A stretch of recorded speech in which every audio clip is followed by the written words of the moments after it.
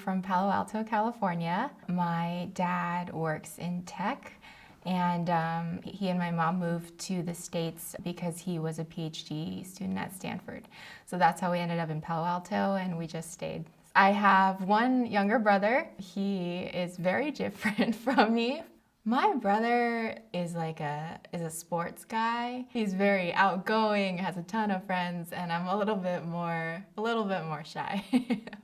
Yeah, we get along well.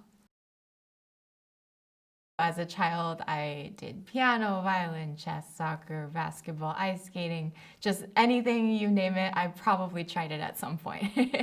So I was a very busy child, but I was also a very lucky child, and I was exposed to so many things, and violin was one of the things that stuck, so I got very lucky. My mom started me on the piano, and then we went to a concert at some point, and I saw a violinist play, and I said, Mom, I think that's the one.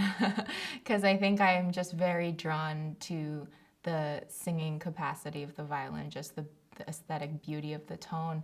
It's the thing that first attracted me to the violin, and it's still one of the primary reasons that I love it. I think I had sort of a unusual path in that my parents didn't know the first thing about music, and they really never pushed me. And I was lucky enough to meet my teacher, Leland, who now teaches at Juilliard. He was sort of my guide until college. So meeting him was one defining moment, and then going to the Perlman music program when I was 14 was another defining moment, because that was when I really fell in love with music and not just violin. And kind of just by luck was able to keep doing what I love the most. It's a privilege.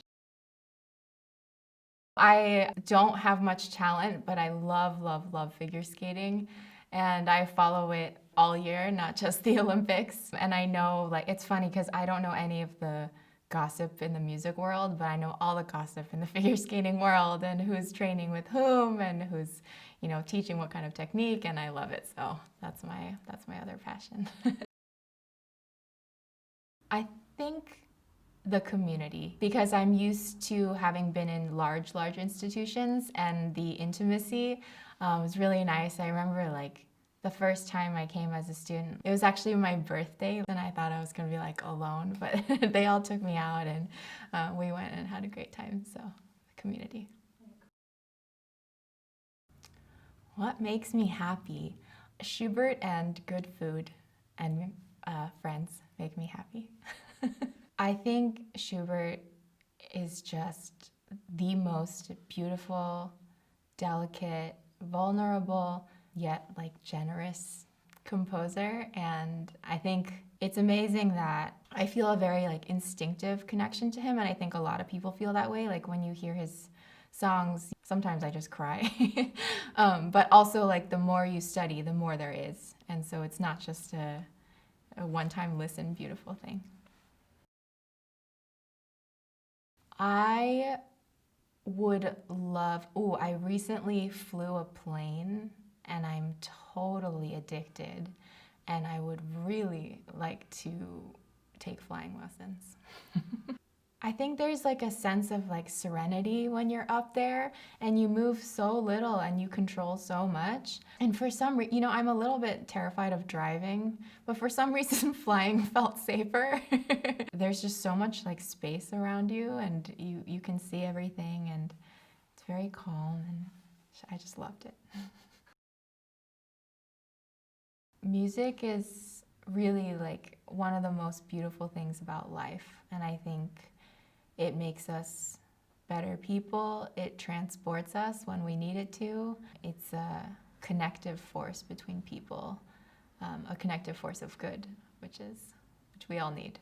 It's really not hard to love music, so you just have to give yourself the time to experience it, because I think classical music is a developed taste, and with the amount of globalization and technology, it's sometimes difficult to get kids to try that. Especially, nowadays when funding is scarce, sometimes arts are the first thing to get cut in education, and it's really, really, really important that we do what we can to expose people at a young age, because I think once you are exposed for a while, it's really, really not hard to love it. It makes us better people with better hearts.